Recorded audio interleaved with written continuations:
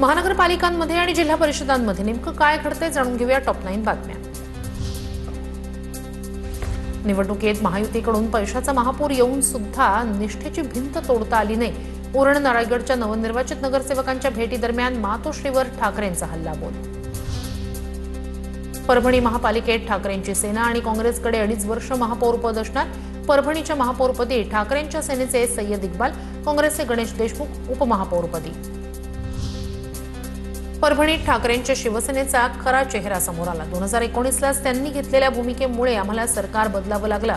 परभणीत मुस्लिम महापौर देण्यावरून शिंदेंची ठाकरेंवर टीका। नागपूर मनपामध्ये एमआयएम आणि मुस्लिम लीगची युती एमआयएम 6 आणि मुस्लिम लीग 4 अशी गटसंख्या 10 झाल्यानं महापालिकेत त्यांच्या एका स्वीकृत नगरसेवकाची वर्णी लागणार। दोन्ही पक्षाकडून विभागीय आयुक्तांकडे गट नोंदणी। धाराशिव जिल्हा परिषदेच्या सत्ता स्थापनेसाठी मुंबईत हालचाली। राष्ट्रवादी, शिवसेना आणि भाजपचे 35 सदस्य मुंबईच्या सहलीवर। तानाजी सावंतांचे 8 सदस्य वगळता शिवसेनेचे सर्व सदस्य महायुतीसोबत मुंबईत। नागपूर नवनियुक्त महापौर नीता ठाकरे यांनी 3 तास आढावा बैठक घेतली।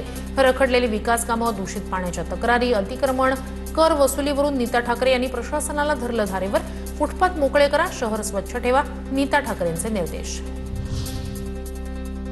जिल्हा परिषदेच्या अध्यक्षपदाबाबत जयकुमार गोरे यांच्या नवीन सदस्यांना सूचना। नवीन सदस्यांना माध्यमांसमोर न बोलण्याच्या सूचना। जिल्हा परिषद सदस्याला 21 कोटींचा निधी देण्याचा शब्द पाळणार असल्याचा पुनरुच्चार। रत्नागिरी जिल्हा परिषदेच्या उपाध्यक्षपदासाठी भाजप आग्रही। प्रमोद अधटराव जिल्हा परिषद उपाध्यक्षपदाच्या शर्यतीत शिंदेच्या शिवसेनेचे माजी जिल्हा परिषद अध्यक्ष रोहन बने यांचा अधटराव यांच्याकडून पराभव। लातूर पंचायत समितीवर पुन्हा काँग्रेसचा प्रभाव। काँग्रेसला 16, भाजपला 2 आणि राष्ट्रवादीला केवळ 2 जागा। त्यामुळे लातूर पंचायत समितीवर काँग्रेसचाच सभापती होणार हे निश्चित।